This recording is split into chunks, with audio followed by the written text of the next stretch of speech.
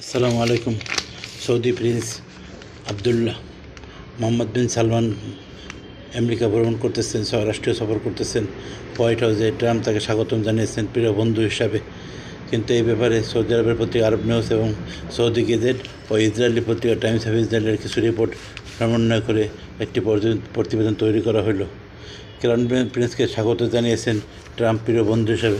এটা সৌদির জন্য একটা ভালো দিক।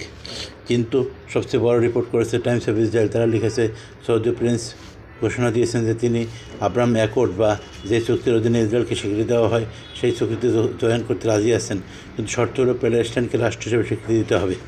এটা তার জন্য অত্যন্ত কষ্টকর ব্যাপার, আমেরিকার জন্য এবং ইসরায়েলের জন্য। এছাড়া ট্রাম্প সৌদি আরবের সাথে সৌদি আরবকে ঘোষণা দিয়েছেন ন্যাটোর বাইরে সবচেয়ে বড় সহযোগী শক্তি হিসাবে।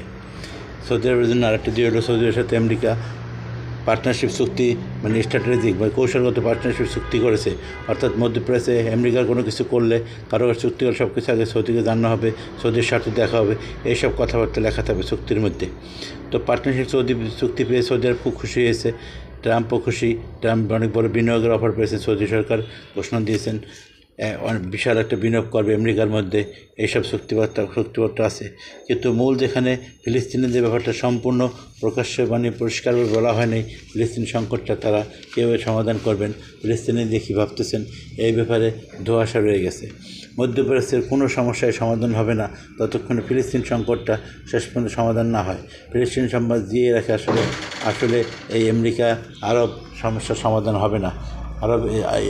আরব ইহুদি সমস্যার সমাধান হবে না, মুসলমান ইহুদির সমস্যার সমাধান হবে না, আরবিদের সমস্যার সমাধান হবে না।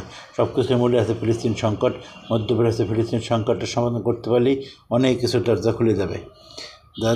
দেখা যায় এখানে শুধু আমেরিকা সৌদি আরবের থেকে টাকা নেওয়ার জন্য আমেরিকার কাছে বা আমেরিকার বিনিয়োগটাই মূল আকর্ষণ আমেরিকার কাছে। আমেরিকা সৌদি আরবকে ঘোষণা দিয়েছে পার্টনারশিপ হিসাবে, কৌশলগত পার্টনারশিপ ঘোষণা দিয়েছে। ন্যাটোর বাইরে সবচেয়ে বড় বন্ধু বলেছে, অথচ আগে পাকিস্তানকে ন্যাটোর বাইরে বন্ধু বলে। তো যা হোক, দেখা যাক ভবিষ্যতে কী সংকট তৈরি হয় বা ভালো কী হয়।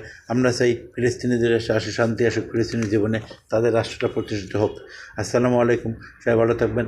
আমার চ্যানেলটি ভালো লাগলে সাবস্ক্রাইব করবেন। আসসালামু আলাইকুম।